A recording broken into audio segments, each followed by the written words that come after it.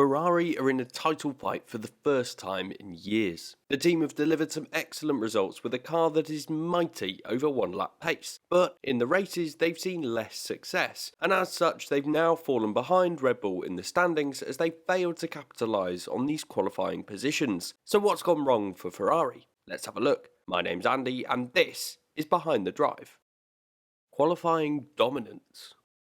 If you take a look at the championship standings right now, you'd be surprised to learn that it is Ferrari that have taken 7 pole positions over the 10 races so far, with Leclerc taking 6 and Sainz taking 1. This suggests that the team has produced the fastest car over one lap pace so far, as more often than not, they've beaten the Red Bulls. So when you consider the team are 63 points behind Red Bull in the Constructors' Championship at the time of recording, there must be something fundamentally wrong.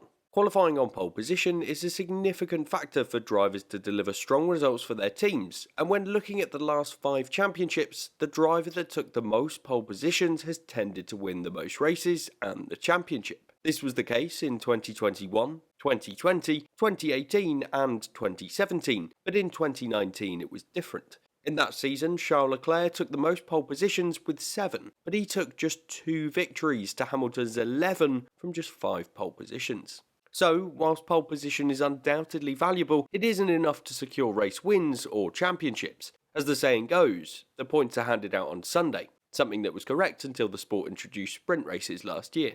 So with strong performances on Saturdays, the team has put themselves in a good position on the grid. So when it comes to the team's fundamental flaw regarding their championship chances, it is their performance in the races that holds them back. And before I share exactly what that is, I want to ask you to consider subscribing to Behind the Drive. I'm so close to getting to 50,000 subscribers before the summer break, and according to YouTube, 70% of you watching aren't yet subscribed. So if you haven't already, then please do hit that subscribe button.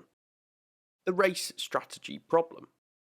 So the Ferrari team is in good form when it comes to qualifying performances. Their car is strong over one lap pace and both drivers are able to extract as much as they can from the car to deliver results. Even Carlos Sainz has been improving significantly over the last few races as he took his first pole position and race win at the British Grand Prix.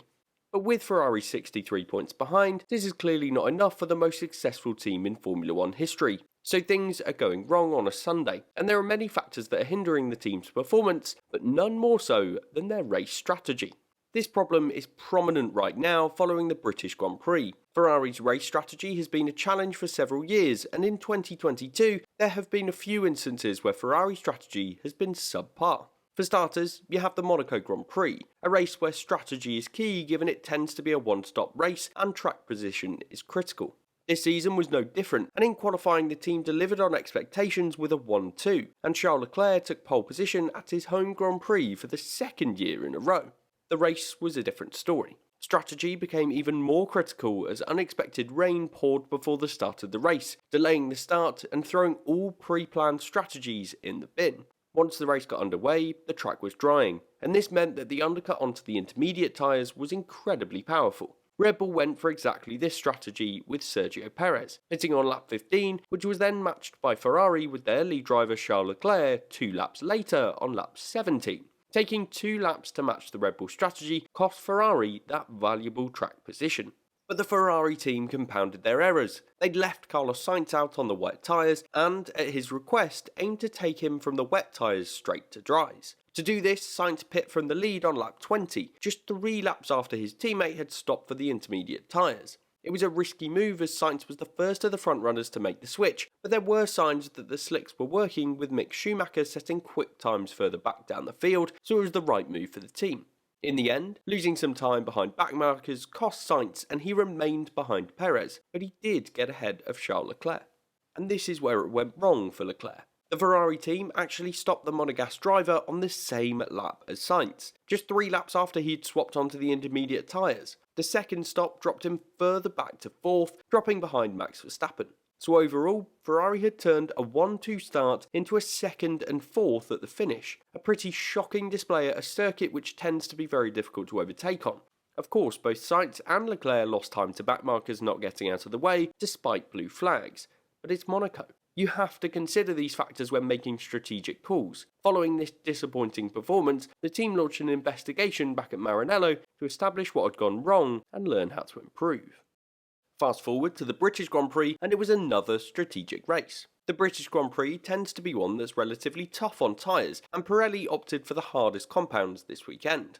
The race itself presented an opportunity for the team to get back to winning ways and inflict some pain on Red Bull as Sergio Perez dropped back following the damage to his front wing, and Max Verstappen suffered from having a chunk of AlphaTauri car stuck in his diffuser.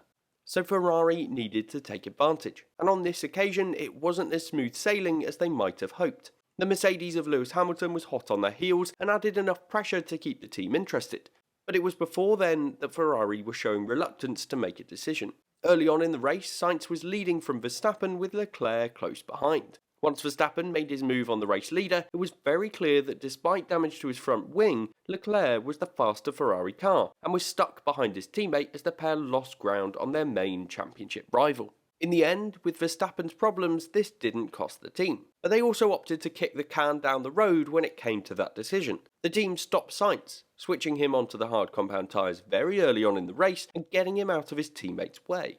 This was an interesting decision that meant once Leclerc stopped a few laps later, the team had exactly the same problem again, but this time with the Monegasque driver on fresh tyres. Like last time, with the Red Bulls out of the picture, the team only had to be concerned with Lewis Hamilton, and they were leaving themselves right in the pit window of the 7-time champion until the team enforced the position swap. This was a situation where Ferrari's indecision had put them under a significant amount of unnecessary pressure. The team had got away with it on this occasion as they continued to hold a 1-2 after the Mercedes stop, but they were under more pressure than they might have been had they stopped the pair fighting and costing each other valuable time. And then the late safety car arrived to save Esteban Ocon's stranded Alpine car, and there was a late strategy decision to make. It's worth noting here that it wasn't just Ferrari that made an error. McLaren opted to not stop Lando Norris on his first time around, and this potentially cost him a position in the race. But Ferrari had a 9-second gap between their drivers, with Leclerc leading the way. The time gap between the drivers had increased due to the slower speeds under safety car conditions. This meant that there was ample time for the team to double stack and not cost Sainz time. With 10 laps to go, the best strategy option was to stop for soft compound tyres. These tyres would certainly survive to the end of the Grand Prix and would give the best option to warm up quickly and not risk losing out on the safety car restart. The Ferrari team took this option with Carlos Sainz, but opted not to with Charles Leclerc. Meanwhile, the team's rivals had all opted to stop behind them, leaving Leclerc vulnerable to the soft runners behind. So Ferrari had made a mistake, and with Leclerc bunched up behind the safety car, there was no realistic opportunity to stop the next time around. By this point, the team's error was clear, but their worst message was perhaps yet to come. The team called upon Sainz to utilise the 10-car length gap he would be permitted to allow behind his teammate. Therefore, the Ferrari cars would be separated, and Leclerc would have a bit of breathing space to heat his tyres up and defend from the drivers with fresh tyres. This call from the pit wall was quite frankly ridiculous. How can a team really expect a driver to follow that instruction? By this point, their mistake was clear and obvious for us all to see, and they needed to be backing Sainz if they wanted to secure the race win. Sainz, as he did in Monaco, spoke up on the radio, informing the team that he was the driver on the right tyres and that they needed to back him for the race win. It's not the first time that Sainz has made strategy calls for himself, and I doubt it will be the last given the team. But arguably, Sainz ensured that Ferrari took the win rather than the super-fast Sergio Perez as he fought back at the end despite some valiant defending from Leclerc.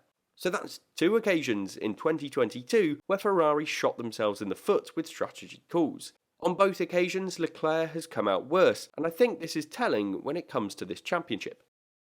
Out of title contention. It's very early to make the call to say a team that's second in the championship is potentially out of it, but when it comes to strategy, Ferrari have been a step behind for several years.